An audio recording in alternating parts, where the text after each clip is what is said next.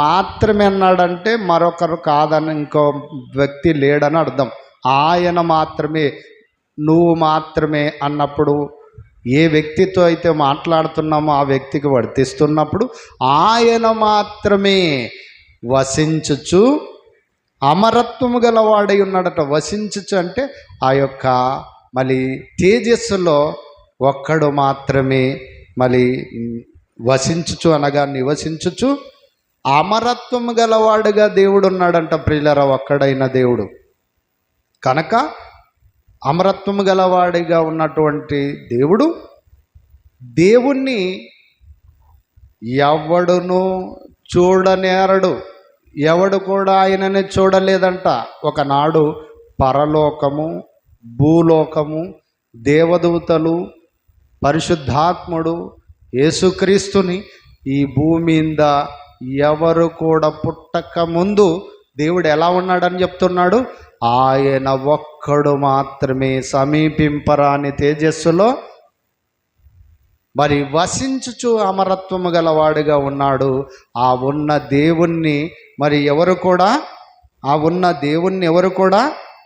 మరి ఎవడును చూడనేరడు. అక్కడికి వెళ్ళి చూడలేనంత తేజస్సులో ఉన్నటువంటి ఆయనను, అలాగనే మరి ఎవడును చూడలేదు, ఎవడును చూడనేరడు అన్నటువంటి ఆ దేవుడి దగ్గర మరి అలాంటి తేజస్సులో ఉన్నటువంటి దేవుడు ప్రియులరా, మరి ఆయన ఏమనుకున్నాడో తెలుసా ప్రియులరా? ఆయన ఒక ఆలోచన చేశాడంట. అలా ఉన్నప్పుడు ఏ ఆలోచన చేశాడంట మరి ఎఫెసీలకు రాసిన పత్రికలోకి మనం వెళ్ళిపోతే, ఎఫెసీలకు రాసిన పత్రిక 1వ అధ్యాయము 4వ వచనంలో ఉంటుంది. 1వ అధ్యాయము 4వ వచనంలో ఎట్లనగా తన ప్రియుని యందు తాను ఉచితముగా మనకు అనుగ్రహించిన తన కృపా మహిమకు కీర్తి కలుగునట్లు తన చిత్త ప్రకారమైన దయా సంకల్పము చొప్పున యేసుక్రీస్తు ద్వారా అనేక మంది పిల్లలు కావాలని జగత్తు పునాది వేయబడక ముందే క్రీస్తులో అనేక మంది కావాలని, క్రీస్తు ద్వారా అనేక మంది పిల్లలు కావాలన్నటువంటిదే దేవుని యొక్క ఆలోచన.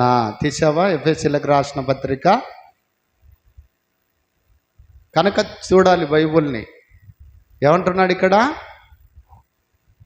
ఎట్లనగా తాను ప్రియుని యందు తాను ఉచితముగా మనకు అనుగ్రహించిన తన కృపా మహిమకు కీర్తి కలుగునట్లు తన చిత్త ప్రకారమైన దయా సంకల్పము చొప్పున యేసుక్రీస్తు ద్వారా తనకు కుమారులనుగా స్వీకరించాలి. యేసుక్రీస్తు మొదటి కుమారుడుగా ఉండాలి. తర్వాత అనేక మంది కుమారులు నాకు కావాలి. అనేక మంది కుమారులను నేను నా కుమారుడైన యేసుక్రీస్తు ద్వారా స్వీకరించాలి. నేను నా కుమారుడిని మొదట నేను చేయాలి. యేసుక్రీస్తుని చేయాలనుకున్నాడు ప్రియులరా. అలా యేసుక్రీస్తుని చేయటంలో భాగంగానే ప్రియులరా, మరి ఒకనాడు పరలోకములో యేసుక్రీస్తునితో మాట్లాడినట్టుగా మనకు హెబ్రీలకు రాసిన పత్రికలో కనిపిస్తుంది. హెబ్రీలకు రాసిన పత్రిక 1వ అధ్యాయము, హెబ్రీలకు రాసిన పత్రిక 1వ అధ్యాయం 1వ వచనంలో అంటాడు కదా, కనుక మొట్టమొదట యేసుక్రీస్తు వారి ద్వారా నాకు అనేక మంది కుమారులను నేను స్వీకరించాలి అని దేవుడు అనుకున్నాడు. యేసుక్రీస్తు లాంటి కుమారులు అందరూ ఆదాము నుంచి కుమారులు ఉన్నప్పుడు కూడా అందరూ కూడా పాపము చేసి అపవిత్రులైపోయి దేవునికి దూరం అయిపోయి దేవుని ఇష్టాన్ని నెరవేర్చని పాపిష్టులైన కుమారులుగా మారిపోయినప్పుడు ప్రియులరా, మళ్ళీ అలాంటి పాపిష్టి కుమారులు నాకు వద్దు. నాకు ఎలాంటి కుమారులు కావాలి అంటే యేసుక్రీస్తు లాంటి కుమారులు కావాలని జగత్తు పునాది వేయబడకముందే క్రీస్తులో మనల్ని ఏర్పరచుకున్నాడంట ప్రియులరా. జగత్తు అనగా ఈ భూమి, పంచభూతాలు, కొండలు, సముద్రాలు, నదులు, ఈ సృష్టి, ఆకాశము, నక్షత్రాలు, సూర్యచంద్రులు పుట్టకముందే యేసుక్రీస్తు ద్వారా తనకి కుమారులు కావాలనుకున్నాడంట. అలా కావాలని ఈ జగత్తుకు పునాది వేయబడక ముందే ఆయన ఏర్పరచుకున్నాడు అన్నటువంటిది మనకి ఇక్కడ ఉంది. ఇక్కడ హెబ్రీయులకు రాసిన పత్రికలో 1:1 అంటున్నాడు. కనుక ఆ సంకల్పములో భాగంగా యేసుక్రీస్తు వారిని మరి కన్నట్టుగా మనకు 5వ వచనంలో మనకు కనిపిస్తుంది. 5వ వచనంలో హెబ్రీయులకు రాసిన పత్రిక 1:5లో కనిపిస్తుంది. చూడండి ఏమంటున్నాడు అక్కడ. మొట్టమొదట దేవుడు ఆత్మ అయినటువంటి దేవుడు, ఆత్మగా ఉన్న దేవుడు మరి యేసుక్రీస్తు వారిని కన్నట్టుగా మనకి ఇక్కడ రాయబడింది. ఏలయనగా నీవు నా కుమారుడవు, నేను నేడు నిన్ను కనియున్నానని, ఇదియుగాక నేను ఆయనకు తండ్రినయుందును, ఆయన నాకు కుమారుడయ్యుండునని ఆ దూతలతో ఎవరితోనైనా ఎప్పుడైనా చెప్పానా? నేను ఎవరితో చెప్పలేదు, కానీ ఒక్కరితో చెప్పుకున్నాను. నేను ఎవరితో తెలుసా? అది ఇదిగో యేసుక్రీస్తు ద్వారా నా ప్రియ కుమారుడైన క్రీస్తుని, ఇదిగో నీవు నా కుమారుడవు, నేడే నిన్ను కని ఉన్నానని ఎప్పుడైతే దేవుడు ప్రియులరా జగత్తు పునాది వేయబడకముందే, ఈ భూమిని సమస్త సకల కోటి జీవరాశులను దేవుడు సృజించకముందే యేసుక్రీస్తుని, ఇదిగో నీవు నా కుమారుడవు, నేడే నిన్ను నేను కని ఉన్నానని చెప్పి తన ఎవరినైతే కన్నాడో ఆ కుమారుడైన క్రీస్తుతో తను చెప్పుకుంటున్నట్టుగా హెబ్రీయులకు రాసిన పత్రికలో మనకు దేవుని వాక్యములో స్పష్టంగా రాయబడింది. ప్రియులారా, ఎంతో స్పష్టంగా రాయబడింది. అయితే మరి ఇంతకీ ఎప్పుడు కన్నాడు? నేడే అన్నాడు కదా. నేడంటే ఎప్పుడు?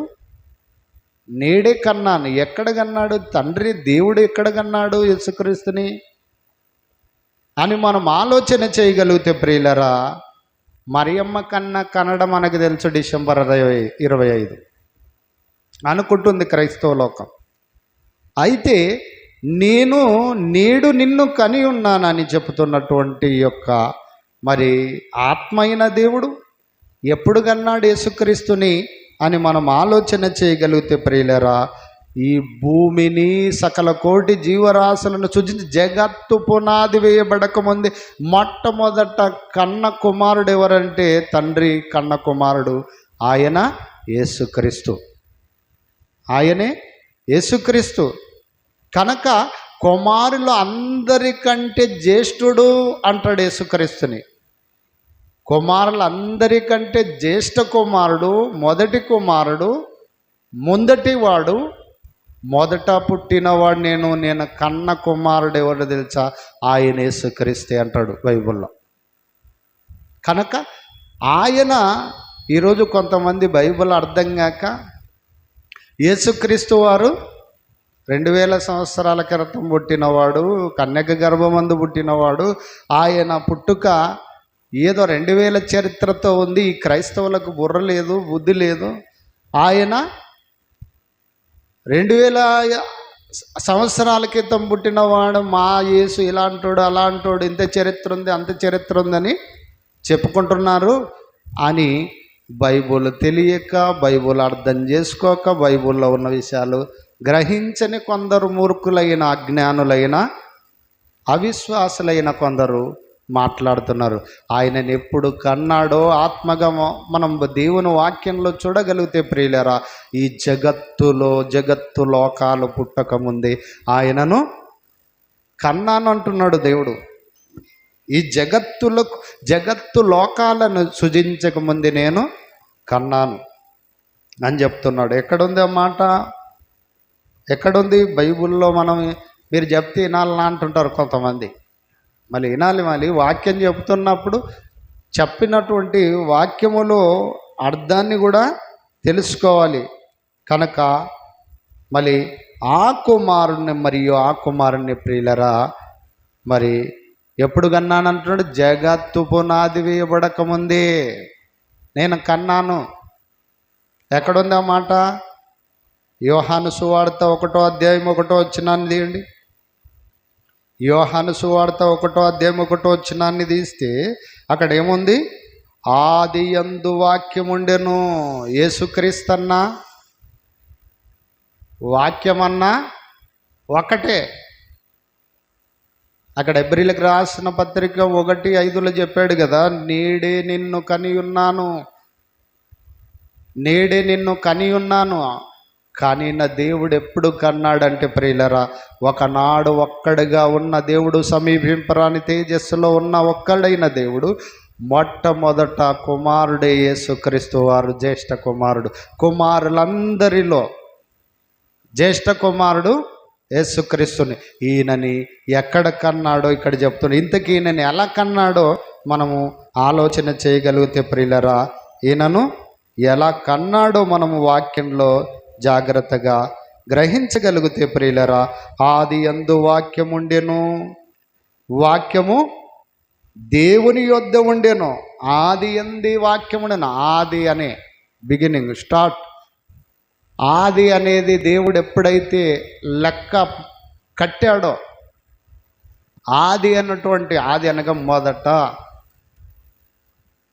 ప్రారంభం అన్నటువంటిది అర్థం. మొదట మొదట 0 నుంచి స్టార్ట్ అయ్యేదే ఇది. కనుక ప్రియులరా, ఇలాంటి సందర్భములో ప్రియులరా, చాలామంది వాక్యము గ్రహించినటువంటి వారిగా ఉంటూ ఈరోజు క్రైస్తవులకే దేవుని వాక్యం అర్థం కాలేదనేది చాలా విచారించదగిన విషయం. యేసుప్రభుని ఎలాగన్నాడు? యేసుప్రభుని ఎలాగన్నాడు తండ్రి అంటున్నారు బైబిల్ చదివిన వాళ్ళే. ఎలాగన్నాడు ఇక్కడ చెప్తున్నాడు. ఆది యందు వాక్యముండెను, వాక్యము దేవుని యొద్ద ఉండెను, వాక్యము దేవుడై ఉండెను. ఆది యందు, ఆది అనేది, ఆది అనే లోపల మనం ఎక్కడికి తీసుకోవాలి? దేవునికి ఆది అంతము లేదు. కానీ యేసుక్రీస్తు మరి ఆది అంతము లేని వానికి, ఆత్మ అయినటువంటి దేవునికి ఒకనాడు వాక్యముగా పలుకుగా, శబ్దంగా, మాటగా, దేవుని వాక్కుగా యేసుక్రీస్తుని మొట్టమొదట కన్నాడు. కనుక అలా కన్నటువంటి దేవుడు యోహాను సువార్తలో చెప్పిన విధంగా హెబ్రీలకు రాసినటువంటి పత్రిక 1వ అధ్యాయముకు మనం వెళ్ళిపోతే 2వ వచనంలో మనం చదువుకోగలిగితే ప్రియులరా, 2వ వచనంలో ఏమంటున్నాడు? మొదటి వచనం నుండి, పూర్వకాలమందు నానా సమయములోను నానా విధములుగాను ప్రవక్తల ద్వారా మనతో మాట్లాడిన దేవుడు ఈ దినముల అంతమందు కుమారుని ద్వారా మనతో మాట్లాడెను. ఒకనాడు ప్రవక్తలతో దేవుడు మాట్లాడిన దేవుడు తన ప్రియ కుమారుడైన యేసుక్రీస్తు ద్వారా ఈ దినముల అంతమందు కుమారుని ద్వారా మనతో మాట్లాడెను అని చెబుతూ, ఆయన అనగా కుమారుడు ఆయన, ఆ కుమారుని అనగా దేవుడు, ఆయన అంటే దేవుడు గనక ఆయన ఆ కుమారుణ్ణి మనతో చేసినటువంటి ఆ కుమారుణ్ణి సమస్తమునకును వారసునిగా నియమించెను. ఆయన ద్వారా ప్రపంచములను నిర్మించెను. ఆయన ద్వారా, ఆయనను బట్టి, ఆయన మొదటి వాడిగా ఆయనను ముందు మూలంగా పెట్టుకొని ఆయన ద్వారా ప్రపంచములను, సర్వలోకాలని దేవుడు నిర్మించాను, నేను సృష్టించాను. ఇప్పుడు యేసుక్రీస్తు జీవితకాలం మనం ఆయన పుట్టుక, ఆయన యొక్క ఏమంటారు, ఆయన సంవత్సరాలు ఎప్పటి నుంచి ఆయన ఉన్నాడంటే, తండ్రి తదుపరి ఆది అనే కాలం అనేది భూమి మీద పుట్టకముందే. ఒకడు అంటున్నాడు, మొన్న క్రైస్తవులు, పాపులైన క్రైస్తవులు, మీరు యేసుక్రీస్తుది 2000 చరిత్ర, మహా అంటే 10,000 సంవత్సరాల చరిత్ర ఉంది. మా పురాణాలు చూడండి, లక్షల కోట్ల సంవత్సరాలు ఉన్నాయి అంటున్నాడు. ఇప్పుడు బైబిల్లో నేను కింద కౌంటర్ పెట్టాను, వానికి ఏం పెట్టాను తెలుసా? 10,000 సంవత్సరాలే అని బైబిల్లో ఒక్క రెఫరెన్స్ చూపించగలవా అని చెప్పిన.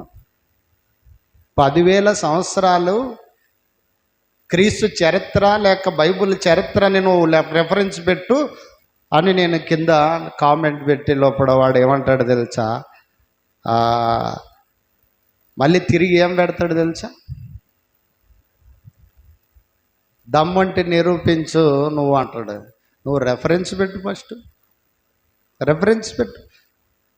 కనుక ప్రియులరా, మనం ఆలోచన చేయగలిగితే బైబుల్ మీద అనేక మంది అపార్థం చేసుకుంటున్నారు. ఏదో బైబుల్ని తప్పు చేయాలనుకుంటున్నారు, క్రీస్తు చరిత్రను కూడా తప్పు చేయాలనుకుంటున్నారు. అయితే ప్రియులరా, నువ్వు రెఫరెన్స్ పెట్టలేదనుకో, మరి నువ్వు ఆల్రెడీ ఓడిపోయావని ఇదే సాక్ష్యం అని చెప్పాను. వాడు ఇంతవరకు రెఫరెన్స్ పెట్టలేదు. 10,000 సంవత్సరాలైంది బైబుల్ పుట్టాను, లేక లేకపోతే క్రైస్తవ యొక్క మూల విశ్వాస సంబంధమైన గ్రంథం పుట్టి, చరిత్ర పుట్టి అని ఒకవేళ రెఫరెన్స్ పెడితే నువ్వు గెలిచినట్టు, లేకపోతే ఓడిపోయినట్టు నువ్వు అని ఒప్పుకోక తప్పదంటే ఇంతవరకు రెఫరెన్స్ పెట్టలేదు. కనుక ప్రియులరా, అంటే బైబుల్లో హాఫ్ నాలెడ్జ్తో మాట్లాడితే అర్థం కాదు. కనుక ప్రియులరా, ఇక్కడ చెప్పినట్టుగా మరి ఈ దినములో అంతమంది కుమారుని ద్వారా మనతో మాట్లాడినటువంటి దేవుడు ఆయనను ఏం చేశాడంట? ఆ కుమారుని సమస్తమునకు వారసునిగా నియమించను. ఆయన ద్వారా ప్రపంచములను నిర్మించను. ఆయన దేవుని మహిమ యొక్క తేజస్సును లేక ప్రతిబింబమును, ఆయన తత్వము యొక్క మూర్తిమంతమునయుండి తన యొక్క మహత్తు గల మాట చేత సమస్తమును నిర్వహించేవాడు యేసుక్రీస్తు, సృజించినవాడు తండ్రి అయిన దేవుడు. బాగేనాలి. నిర్వహిస్తున్నటువంటి వాడు అంటే సమస్తాన్ని నిర్వహించటంలో భాగస్వామిగా యేసుక్రీస్తుని తండ్రి చేసినట్టుగా మనం చూడగలుగుతున్నాం ప్రియులరా. కనుక తన యొక్క మహత్తు గల మాట చేత సమస్తము నిర్వహించచ్చు. పాపముల విషయములో శుద్ధీకరణము తానే చేసి దేవదూతల కంటే ఎంతో శ్రేష్టమైన నామము పొందెను. వారి కంటే అంత శ్రేష్ఠుడు ఉన్నత లోకమందు లేడు. పాపముల కొరకు ఏం చేశాడంటే ఈయన ఇంత గొప్ప నామముతో, ఆయన ఇంత గొప్ప ఆధిక్యత కలిగే యేసుక్రీస్తు ఉన్నత లోకమందు ఎంత మరి ఉన్నత లోకమందు మహత్తు గల మాట చేత సమస్తమును నిర్వహించుచు పాపముల విషయంలో శుద్ధీకరణము తానే చేసి దేవదూతల కంటే ఎంతో శ్రేష్టమైన నామం పొందెను. వారి కంటే అంత శ్రేష్ఠుడు ఉన్నత లోకమందు లేడు అని చెబుతూ మహామగుడు దేవుని కుడిపార్శ్వమున కూర్చుండెను. ఈయన ఎక్కడ కూర్చున్నాడంట? దేవుని కుడిపార్శ్వమందు కూర్చున్నాడంట. దేవునికి కుమారుడుగా వచ్చిన ఈయన సమస్తాన్ని నిర్వహించుచు ఈ భూమి మీద సమస్త మానవులను పాపముల నుండి ఏం చేస్తున్నాడంట? పాపముల విషయంలో శుద్ధీకరణం, మనిషికి పట్టిన పాప మలినాన్ని శుద్ధీకరణం ఎలా తన దేహం నుండి చేసుకోవాలనో తాను ఈ భూమి మీద కన్యక గర్భములో నుండి జన్మించి ఈ భూమి మీద పాపమును ఎలా శుద్ధీకరణం చేసుకోవాలనో దేహానికి అంటకుండా ఈ భూమి మీద బ్రతికి సమాజానికి చూపించిన ఒక గొప్ప నీతివంతుడండి యేసుక్రీస్తు.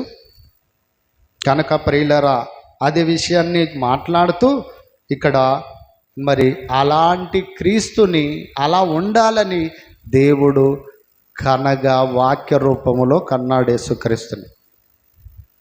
వాక్య రూపములో యేసుక్రీస్తుని కన్నాడు. ఒక మాటలు చెప్పాలంటే ఆత్మగా కన్నాడు. ఆ ఆత్మ అందుకే అంటాడు, ఆత్మని వాక్యం అని అనొచ్చా? వాక్యమును ఆత్మ అనొచ్చా? ఇది కూడా ఒక ప్రశ్ననే. అందుకే యోహాను సువార్త 6వ అధ్యాయం 63 అంటాడు, ఏమంటాడు?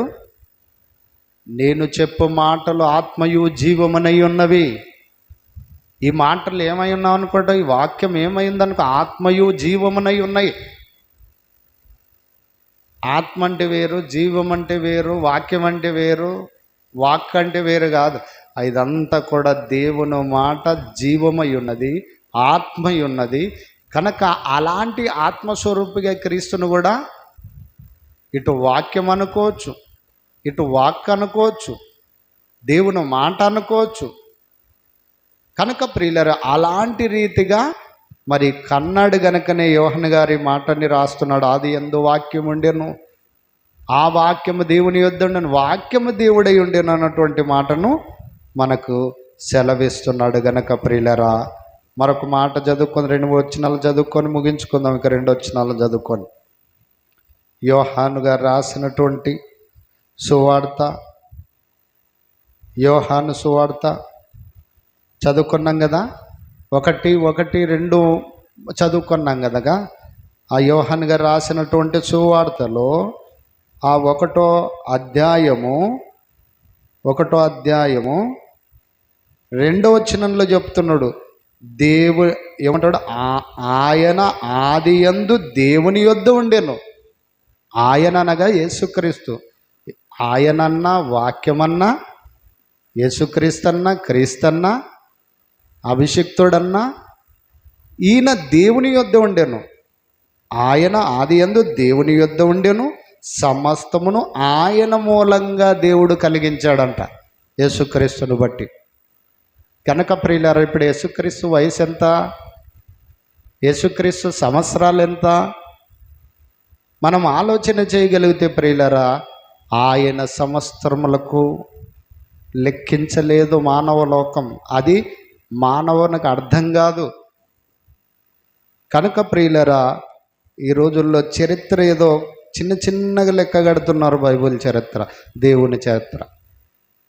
కనుక ప్రియులారా, సామెతల గ్రంథంలో అదే మాట చెప్తాడు. ముగించుకుందాం. ఇక సామెతల గ్రంథం 8వ అధ్యాయము 22కు మనం వెళ్ళిపోతే ప్రియులారా, 8వ అధ్యాయం 22లో అంటాడు, అసలు నేను ఎప్పుడు పుట్టానో, వాక్యమైన క్రీస్తు మాట్లాడుతున్నాడు, నేను ఎప్పుడు పుట్టానో అన్నటువంటిది ఆయన చెబుతూ, వాక్యమే మాట్లాడుతుంది, జ్ఞానమే మాట్లాడుతుంది.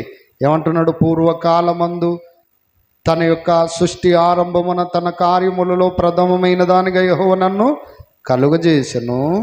అనాది కాలము మొదలుకొని మొదట నుండి భూమి ఉత్పత్తి అయిన కాలమునకు పూర్వమే ఈ భూమి, నక్షత్రాలు, కొండలు, సముద్రాలు, దేవదూతలు, ఇదిగో ఈ సృష్టించక ముందే నేను అనాది కాలము మొదలుకొని, అంటే ఇంకా లెక్కలేని కాలం.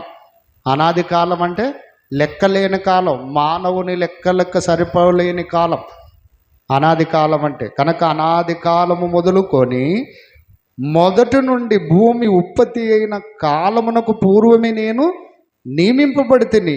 ప్రవాహ జలములు లేనప్పుడును, నీళ్లతో నిండిన ఊటలు లేనప్పుడును నేను పుట్టి తిని. పర్వతములు స్థాపింపబడక మునుపు, కొండలు పుట్టక మునుపు, భూమిని దాని మైదానములను ఆయన చెయ్యక మునుపు, నేల మంటిని రవ్వంతయు సృష్టింపక మునుపు నేను పుట్టి తిని. ఆయన ఆకాశ విశాలమును స్థిరపరిచినప్పుడు, మహాజలముల మీద మండలమును నిర్ణయించినప్పుడు నేనక్కడ నుంటిని. ఆయన పైన ఆకాశమును స్థిరపరిచినప్పుడు, జలధారలను ఆయన బిగించినప్పుడు, జలములు తమ సరిహద్దులు మీరకుండునట్లు ఆయన సముద్రమునకు పొలిమేర్ల ఏర్పరిచినప్పుడు, భూమి యొక్క పునాదులను నిర్ణయించినప్పుడు నేను ఆయన యొద్ద ఉంటిని. భూమికి పునాదులు ఎలా వేయాలనో నిర్ణయించే నిర్ణయముల ప్లానింగ్ అంతా కూడా నేను ఆ ప్లానింగ్ వేసేటప్పుడు ఆయనతో ఉన్నాను అంటున్నాడు యేసుక్రీస్తు. తండ్రి దగ్గర ఉన్నాను, దేవుని దగ్గర. ఏంటండి ఇంత చరిత్ర, బైబిల్ చరిత్ర? బుద్ధి లేని వాడంతా కూడా బైబిల్ చరిత్ర 10,000 సంవత్సరాలు అంటున్నాడు. అనాది కాలం, అసలు మానవుడు పుట్టకముందే కొన్ని కోట్ల సంవత్సరాలు, అది మీకు లెక్కలో లేదు.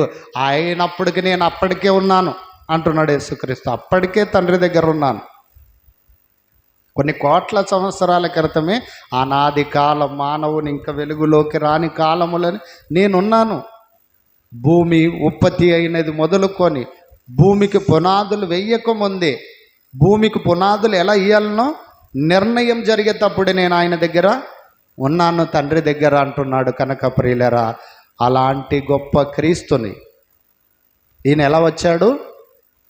ఒకనాడు ఆత్మగా దేవుడు పరలోకములో కన్నాడు. ఈయన ద్వారానే ఎఫెసీయులకు రాసిన పత్రికలో చెప్పిన విధంగా ఇంకా చాలా విషయాలు ఉన్నాయి. మనం ముందుకు వెళ్ళిపోతే టైం లేదు కనుక పిల్లరా, మళ్ళీ అలాంటి క్రీస్తు యొక్క, ఇప్పుడు కొంతమంది ఏమంటున్నారంటే బైబుల్ అర్థం కానీ ఏమంటారు అవిశ్వాసులైన క్రైస్తవులు, తండ్రి యేసుప్రభువా తండ్రి ప్రార్థన చేస్తుంటారు కొంతమంది. యేసుప్రభుని కూడా తండ్రి అని ప్రార్థన, తండ్రి అనే నామం పెట్టాడు కానీ వాస్తవానికి ఆయన తండ్రి కాదు. అర్థమవుతుందా? తండ్రి అనే నామము, తండ్రి అనేటువంటి నామము క్రీస్తుకున్నప్పుడు కూడా మళ్ళీ తండ్రి కాడు, యేసుక్రీస్తు కుమారుడే. కనుక ప్రియులరా, ఈరోజు కుమారులందరిలో జ్యేష్ఠుడు యేసుక్రీస్తు అని చెప్తాడు పౌలు. కనుక ప్రియులరా, అలాంటి క్రీస్తు గురించి చెప్తాడు. ఇంకా అనేక విషయాలు ఉన్నాయి. ఎవడు యేసుక్రీస్తుని దేవుని కుమారుడని ప్రకటించువాడు తప్ప ఈ లోకాన్ని ఎవడు జయించలేడు అంటాడు యోహాను గారు. యేసుక్రీస్తుని దేవుని కుమారుడని ప్రకటించేవాడే ఈ లోకాన్ని జయించగలడు. యేసుక్రీస్తే తండ్రి, యేసుక్రీస్తే పరిశుద్ధాత్ముడు, యేసుక్రీస్తే క్రీస్తు అని తప్పుడు బోధలు, అపార్థమైన వాక్కులను ఎవడు చెప్పినా అనేక ఇబ్బందుల పాలవుతాడు, అనేక సిక్కులలో పడిపోతాడు. కనుక ప్రియులారా, అందుకే బైబుల్ ట్రైనింగ్ అని పెట్టుకున్నాం కదా, బైబుల్ క్లాసులను పెట్టుకున్నాం. ఈ క్లాసులు అనేక సంగతులను నేర్చుకోవటానికి ప్రియులారా ఒక మంచి అవకాశాన్ని దేవుడు మనకు అనుగ్రహించాడు. కనుక ప్రియులారా, అలాంటి వారిగా నేర్చుకుందాం, అనేకులకు సత్యాన్ని చెప్పుదాం. దేవుడి కొద్ది వాక్యమును మీరు హృదయాల్లో ఫలింపచేసి దీవించి ఆశీర్వదించునుగాక. మంచిదండి. ముగింపు ప్రార్థన చేసుకుందాం. పరిశుద్ధుడు అయిన తండ్రి నాయన,